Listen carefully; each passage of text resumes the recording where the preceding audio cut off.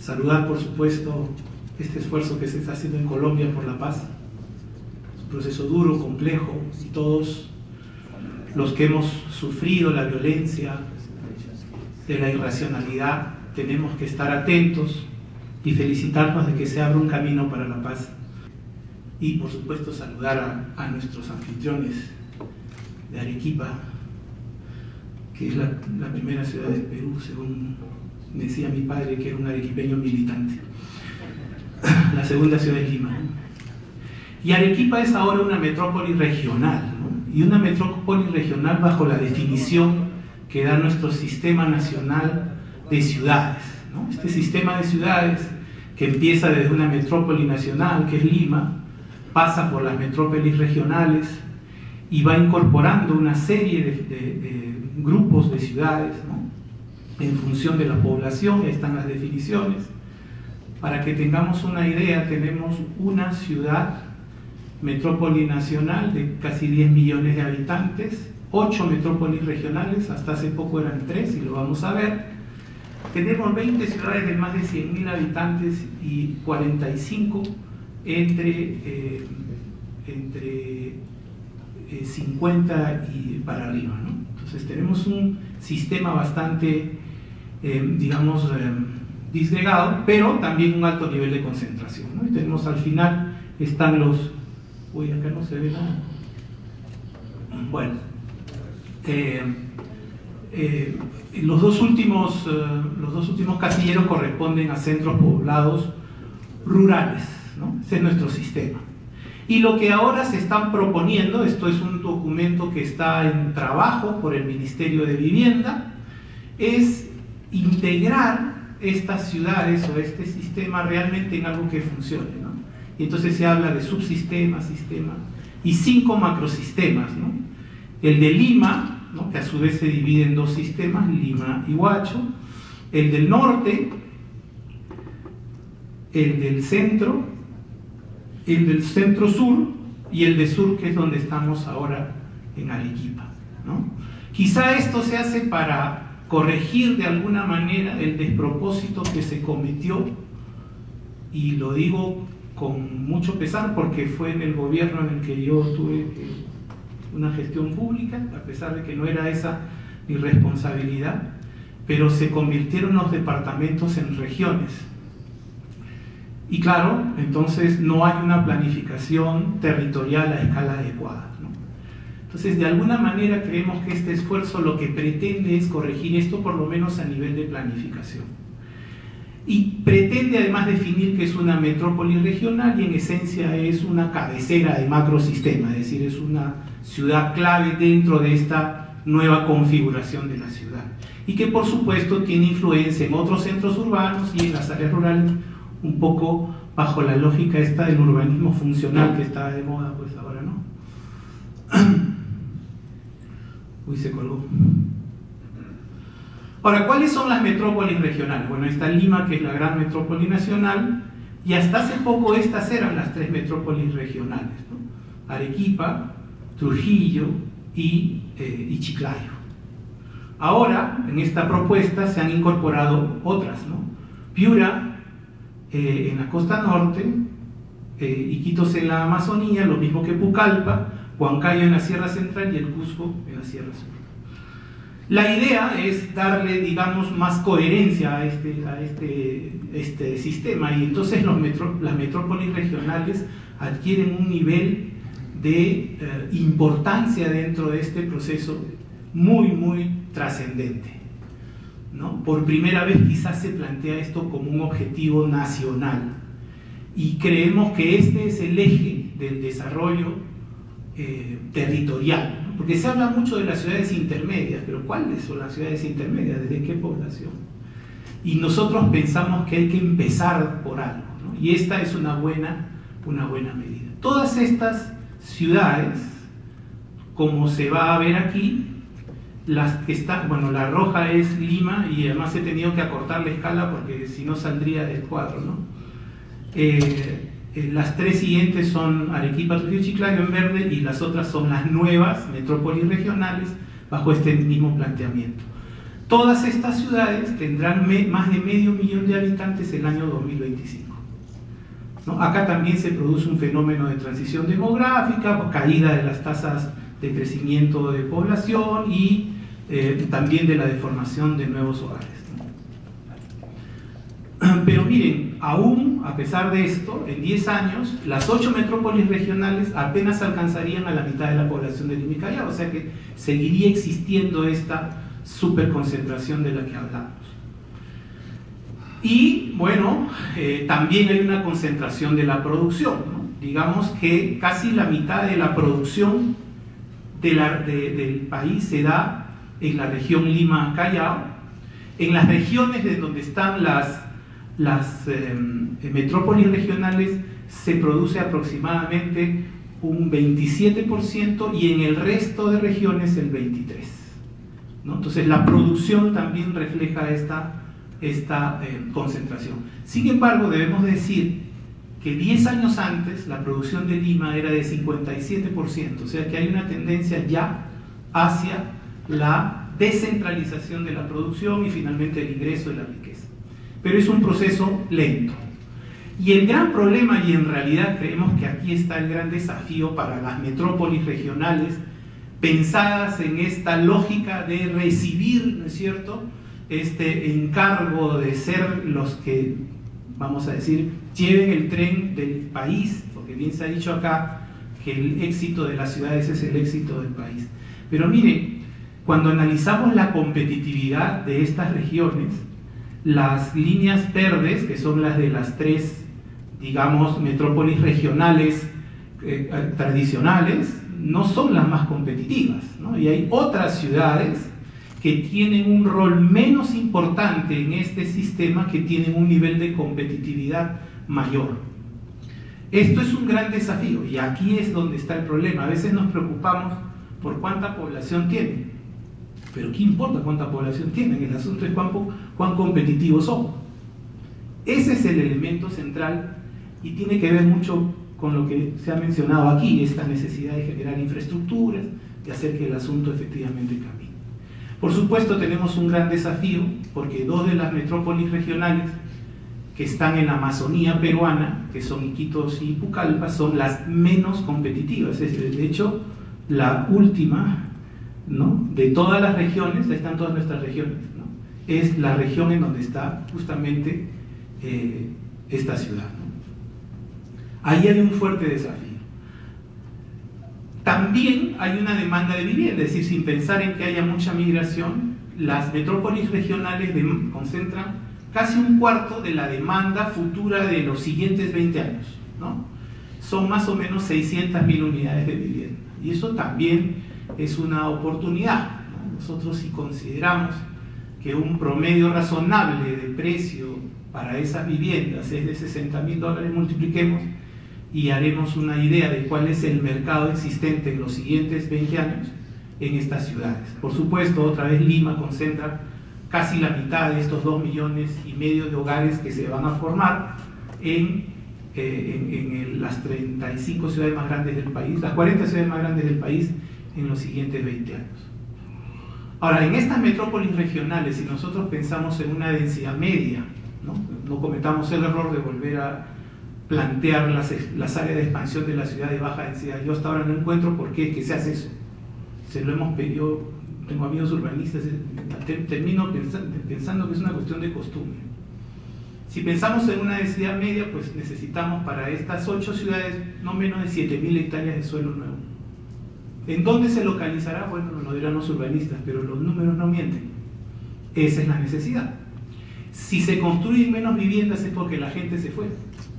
Y si la gente se fue, esas son peores noticias. Esta noticia es la mejor, que necesitamos 2,5 millones de viviendas en las 40 ciudades más grandes del país y 600.000 en las 8 regiones, perdón, en las 8 metrópolis regionales, ¿no? Y 140.000 creo en Arequipa, ¿no? Casi un Arequipa nuevo en los siguientes 20 años. Bueno, ¿cómo gestionar entonces las ciudades? Bueno, ustedes conocen que Capeco ha hecho un planteamiento muy consistente de cómo manejar las ciudades a través de una propuesta que se llama la fórmula de una mejor ciudad, que vincula varios componentes, ¿no? La gente, como bien se ha dicho acá, es un elemento central, la infraestructura, la vivienda, el equipamiento y la gestión. Bueno, no me voy a detener en todo esto, porque nos tomaría mucho tiempo y creo que ya todos tienen hambre, igual que yo. Pero vamos a concentrarnos en algunos puntos específicos. Primero, y lo primero que es claro es, hay que proveer suelo urbano en áreas consolidadas y de expansión. También hay que controlar la expansión, no la podemos parar. Cuando un área de expansión se declara intangible, lo único que se hace es alentar la informalidad del suelo ahí. Por lo menos es el caso peruano, ¿no? Quizá en otras realidades con mayor formalidad es importante. Hay que regular la expansión y para eso hay que trabajar. Y por supuesto hay que poner suelo en las áreas urbanas. Necesitamos ampliar la escala de intervención. Por ejemplo, en la ciudad de Lima hay 600 promotores inmobiliarios y vendemos en el mejor año 25.000 viviendas. Es demasiado, porque los proyectos son muy pequeños, porque la normativa urbana no favorece el desarrollo de grandes modelos. Hay que asegurar la disponibilidad, hay que invertir en servicios públicos para que esto pueda funcionar. La sostenibilidad de subsidios y créditos. Nosotros hemos visto acá cuánto del mercado de vivienda se sostiene por los subsidios a la vivienda social, tanto en Chile como en Colombia. Nosotros estamos en una situación muy rezagada y hay que tratar de manejarlo, ¿no? Siempre se dice que falta dinero, ¿no? Pero, por ejemplo, si el gobierno regional de Arequipa quisiera dar subsidios de vivienda, no puede porque la ley no le permite. Entonces no es problema de plata, es problema de generar competencias donde ahí se pueda desarrollar. Hay que ser competitivos en los procesos productivos, constructivos, y hay que simplificar trámites. En el Perú se dice es más fácil pedir perdón que pedir permiso, y mientras eso sea así, el asunto va a caminar, ¿no? Hay un chiste medio cruel que dice que si en la época de los incas hubiera habido municipalidades, el proyecto de Machu Picchu todavía estaría en revisión. Y también se ha hablado acá de la recuperación de barrios degradados, ¿no? Ese es un tema central de la ciudad y afecta a nuestro país de una manera grosera, por decirlo de una manera elegante. Más o menos el 40% de nuestra población urbana vive en barrios marginales. Ya decirle marginales suena gracioso, ¿no? O sea, suena irónico, mejor dicho. En Arequipa había más de 700 barrios marginales donde vive casi la mitad de la población de la ciudad, donde en muchos de ellos no hay agua, no hay servicios, no hay pistas, no hay veredas y no hay áreas verdes. Y la ciudad, que ustedes ven la ciudad, todos esos bordes de la ciudad enmarcados en celeste, si es que se ven, bueno, en fin. Todo eso es el área marginal de Arequipa. Entonces eso hay que atacar, ¿no? Hay que atacar. ¿Falta plata? No, falta ingenio. Arequipa, nosotros en el Perú producimos 210.000 millones de dólares, creo que es el Producto Bruto Interno. Y Arequipa produce más o menos el 5%. Entonces estamos hablando de 11.000 millones de dólares. Resolver este problema, así como lo hizo Lagos o así como se está haciendo en Medellín, debe costar no más de 1.000 millones. Entonces si gastamos 100 millones, en 10 años resolvemos el problema, o en 11. No es problema de plata, es problema de ingenio. Y un tema central, del que quizá por deformación profesional, porque no soy urbanista, no soy arquitecto, soy ingeniero industrial, metido en esto no sé cómo, desde hace casi 30 años, y a veces nos olvidamos que las ciudades se originan o por la guerra, o por la religión, o por la economía. Y si nosotros no defendemos la base económica de la ciudad, cualquier ciudad puede morir. Y si no, veamos esto, ¿no? Detroit era la ciudad del Renacimiento. Y claro, cuando veíamos esto en esos años, pues decías, claro que sí, aquí hay una tecnología de punta, la innovación, y poco a poco fue terminando en esto. Y esto es lo que es Detroit ahora, una ciudad que vive del subsidio federal. Perdió su base económica y el lugar de la mayor innovación, de la mayor economía del país, de donde la mayor economía del mundo murió, o está muriendo, ¿no? Ahora le llaman eso el cinturón de óxido. Y si le pasó a la ciudad más competitiva del país más desarrollado del mundo, no seamos pretenciosos, nos puede pasar también a nosotros. Y es importante que cuando hablemos de planificación urbana no nos olvidemos de que si la ciudad no satisface las necesidades de las personas que viven, invierten, trabajan ahí, a largo plazo va a morir. Porque ahora tenemos bono demográfico y eso suena muy bonito. Pero el 2030 o el 2035, pues la situación va a cambiar. Entonces no siempre vamos a tener un bono demográfico. El tema es aquí y ahora. Y entonces, ¿cómo mantenemos la competitividad? Hay que organizarse para producir. Claro, todo el mundo quiere vivir una casa muy bien hecha, un bonito parque, etcétera, etcétera, y eso está muy bien. Pero si no se organiza para producir, muere. Y eso es un tema que a veces nos olvidamos de considerar. Otro asunto, otra vez la deformación profesional, ¿no? Es que las ciudades deben decirle algo a sus grupos de interés. Si yo digo Ciudad Luz, todo el mundo entiende, ¿no? Ciudad Blanca quizás sea, ¿no?, también una referencia, aunque no sé si el sillar sea suficiente como para garantizar la sostenibilidad de la economía arequipeña. Entonces quizá haya que pensar en decirle otras cosas a las personas que vienen y que se quedan aquí, que viven acá y que deben aprender a querer en la ciudad, ¿no? En Lima se hizo un estudio, resulta que el 70% de las personas nunca habían ido al centro de Lima.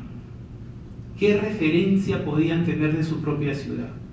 ¿Qué significa Lima para la gente que vive ahí? Si la gente no sabe dónde vive o la ciudad no le dice nada, ¿cómo la va a querer? Si no la quiere, ¿cómo invierte? ¿Cómo paga impuestos? ¿Cómo decide trabajar? ¿Cómo hace que sus hijos la quieran y la ciudad pueda seguir viviendo? Este es un tema importante y el marketing urbano es un asunto que hay que tener en cuenta, no hay que despreciarlo, porque todo el mundo sabe que la ciudad no es un jabón, pero tampoco los instrumentos y el lenguaje que trabajamos los técnicos está al alcance de la ciudad. Si ustedes le presentan un plano de zonificación a un ciudadano común y corriente, probablemente haga lo mismo que hizo Atahualpa con la Biblia, ¿no? La tiró, porque no entendía absolutamente nada de lo que decía, lo que estaba ahí. Y ese es un tema importante. Aquí hay un espíritu que está detrás de la propuesta que Campeco ha planteado. Y esto es porque no tenemos tiempo para resolver los grandes problemas del país, ¿no? ¿Cuándo vamos a tener un Congreso adecuado, una policía adecuada? No, olvídense. Eso para nosotros es un dato de la realidad. Si algún día cambia, si lo ven mis nietos, estaré contento. Pero hay que actuar. ¿Y cómo actuamos? Toda ciudad, por lo menos de determinada dimensión para arriba, tiene una parte rica o una parte potencialmente con un desarrollo económico. Esa es la que hay que hacerla producir. Y eso va a permitir, si es que las cosas se hacen bien, generar excedentes, recursos para las municipalidades que permitan efectivamente ir a la parte pobre de la ciudad. Si no, todos los intentos, inclusive los exitosos que hemos visto acá, pueden tener problemas de sostenibilidad. Y ese es un elemento central, es un elemento crítico del desarrollo. ¿Cómo? ¿Dónde está el mapa de la riqueza de la ciudad? No el mapa de la pobreza, ese ya lo conocemos. Y no lo vamos a resolver con los recursos de ahora, tenemos que generar riqueza para que eso pueda funcionar. Otro factor que hay que considerar es que, y acá estamos de acuerdo, si nuestra infraestructura y equipamientos no son competitivos, la ciudad va a morir. Pero nuestras metrópolis regionales tienen una ventaja porque sus problemas no son tan agudos. Acá se ha dicho bien que, claro, si uno tiene 500.000 de habitantes, tiene que comenzar a pensar en un sistema de transporte público masivo, un metro, y un sistema pues intermodal que vincule otros medios, ¿no? Bueno, Lima acaba de licitar su segunda línea de metro. Lima tiene 10 millones de personas y tuvo 1 millón de personas hace 60 años. O sea que estamos 60 años atrasados. Todo lo que hagamos, lo único que va a hacer es tratar de ganarle tiempo al tiempo perdido. Nunca vamos a resolver el problema hasta que nos volvamos viejos. Entonces ahí vamos a demandar menos transporte público por razones obvias y entonces se va a equilibrar la demanda con la oferta. Pero Arequipa, Trujillo, Chiclayo no tienen ese problema.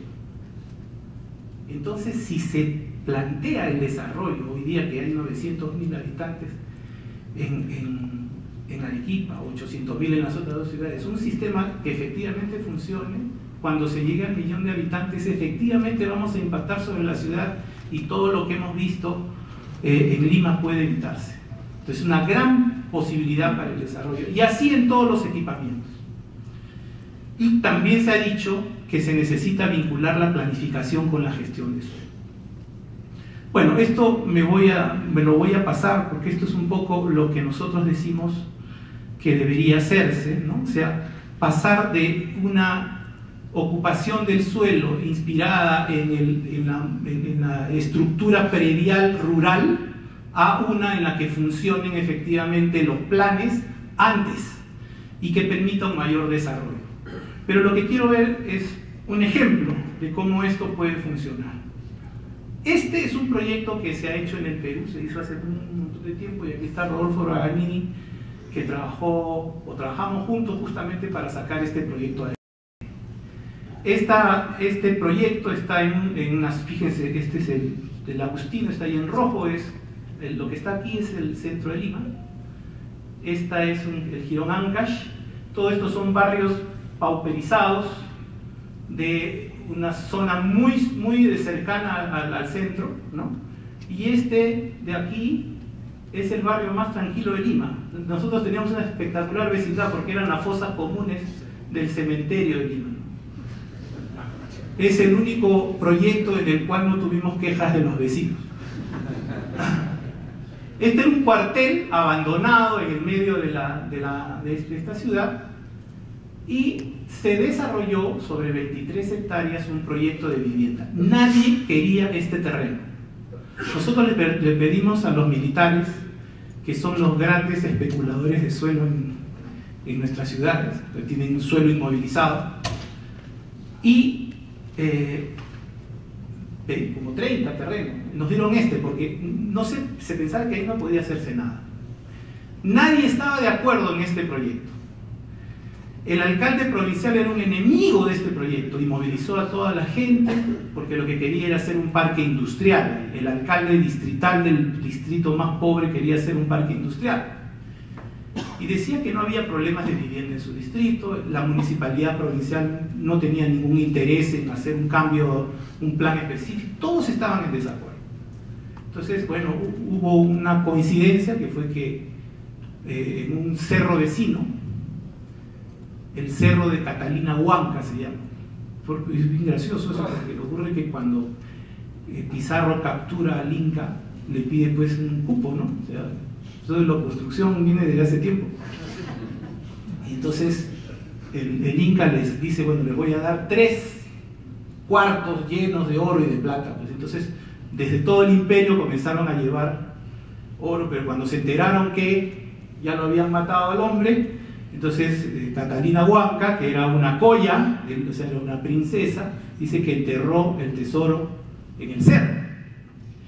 Entonces, como nosotros somos muy creativos, la gente comenzó a buscar, y esto es literal, el tesoro de Catalina Huanca. Era un cerro que estaba habitado, arriba. Entonces comenzaron a horadar, llegó un momento en que el hueco y la cantidad de obra que había arriba se lo tiró y 100 casas se vinieron literalmente abajo. O sea, no solamente no encontraron ningún tesoro, sino que perdieron el que tenían. Y eso detonó este proceso. Porque lo que hicimos, aunque parezca mentira, fue meter a estas 100 familias al proyecto. con lo cual le cambiamos la vocación al terreno. Y eso, y un acuerdo, y este es acá un poco la lección, nos pusimos de acuerdo, nos sentamos todos los actores para ponernos de acuerdo y sacar este proyecto. Y en base a ese acuerdo y con las mismas leyes ineficientes y la misma vocación suicida que tenemos de malograr nuestras ciudades, salió este proyecto adelante. La metodología es muy similar que en otros lados, se transfirió a un promotor privado y se hicieron pues ahí 3.240 viviendas, se generaron estos espacios importantes, hubo una zona comercial y una zona cívica, se integró efectivamente toda esta zona, se generó además un proceso de regeneración aquí, la propia municipalidad cuando vio que esto funcionaba también lo hizo. Bueno, y se hizo el proyecto, no opino yo de la arquitectura, a mí me parece funcional, pero bueno, es un tema interesante. Aquí están los dos locales comerciales, este es el área cívica, y lo primero que se hizo fue locales comerciales. Con eso se generó un espacio para, ¿no? Se le cambió la cara a la ciudad, y esas 3.200 viviendas se vendieron a ritmo de 150 viviendas por mes. Fue un récord absoluto, nunca recuperado. Este es un modelo que ocurre en nuestro país, que tiene muchas carencias, pero que si hay un poco de innovación y otro poco de voluntad puede funcionar. El otro asunto ya se ha mencionado, pues cuán altas pueden ser nuestras ciudades. Arequipa tiene que pensar para arriba, y no hay que decir que a los arequipeños no les gusta vivir en departamentos. Les digo que hace 10 años se decía lo mismo de los limeños, ¿no? ¿Y qué cosa se tuvo que hacer? El Estado tuvo que poner suelo del Estado con proyectos en altura.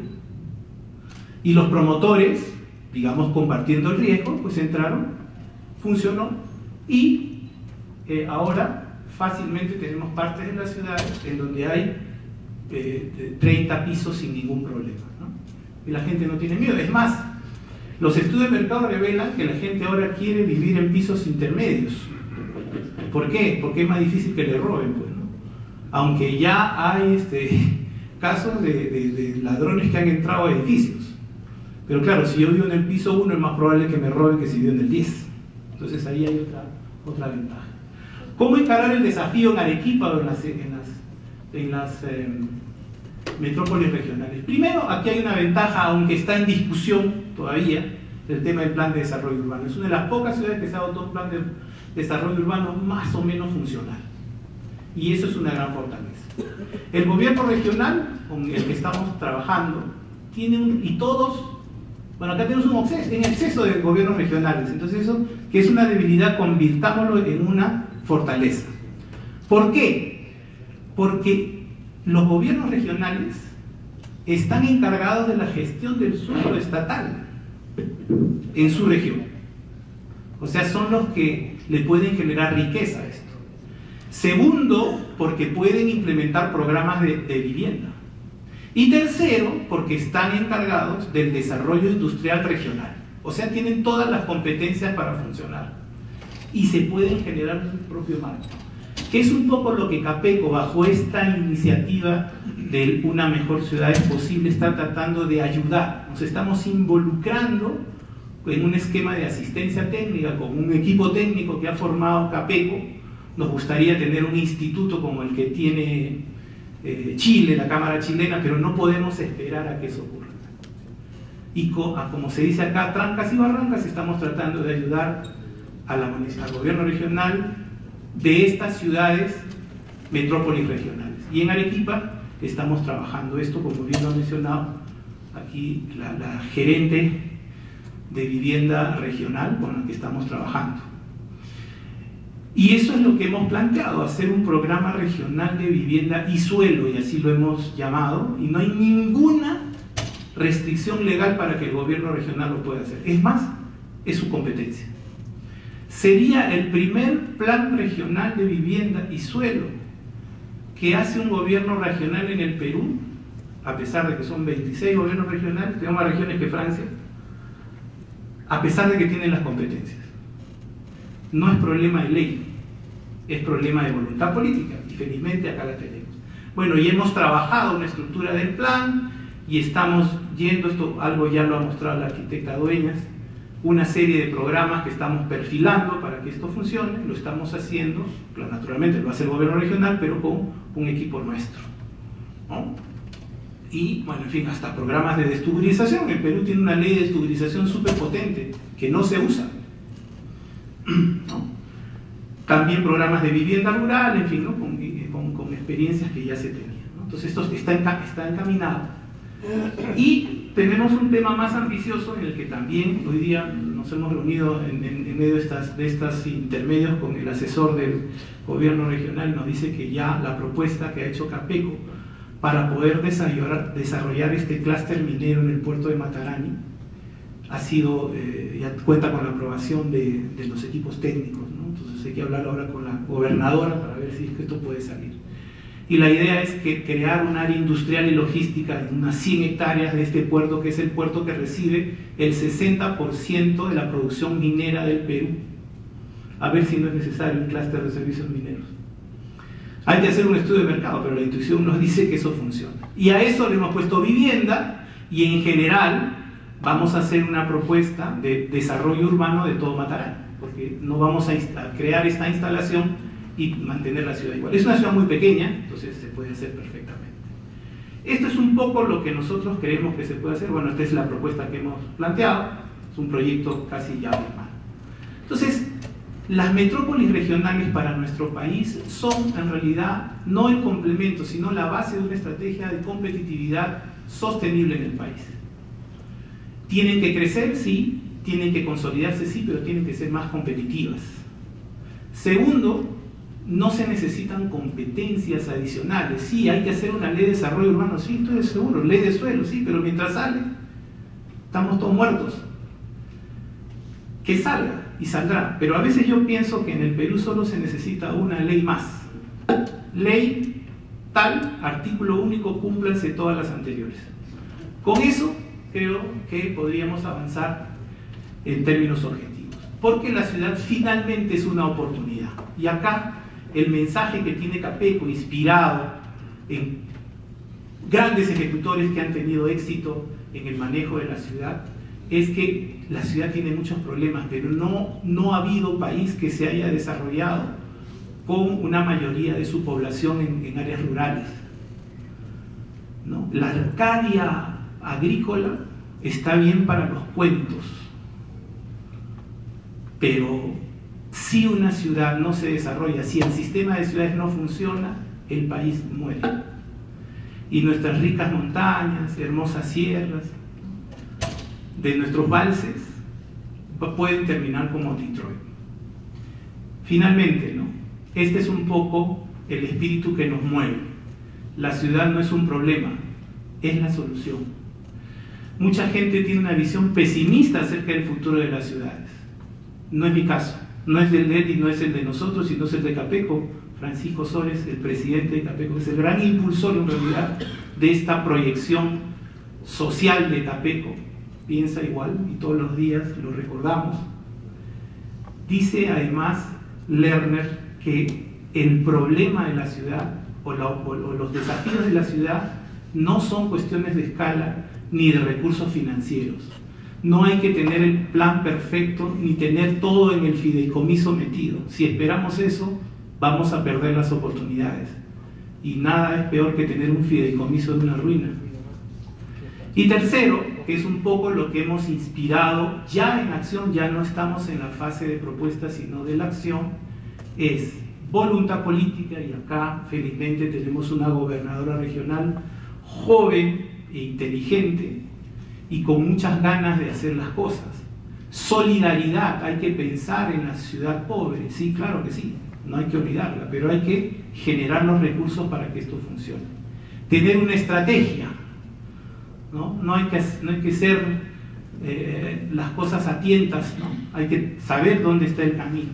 Y finalmente, pensar que este no es un problema de las autoridades solamente, este es un problema de toda la sociedad, y más relevante o más responsabilidad tiene aquellos que trabajamos para y por la ciudad. Ojalá que esto que en Arequipa está empezando y que también esperamos hacer en Cajamarca, donde probablemente nos hagamos cargo de hacer el plan urbano de la ciudad, pueda ser el camino para lograr que en 20 años, cuando nuestro bono demográfico ya no exista, no haya pasado como muchas veces en nuestro país, darnos cuenta de que hemos perdido una vez más otra oportunidad. Muchas gracias.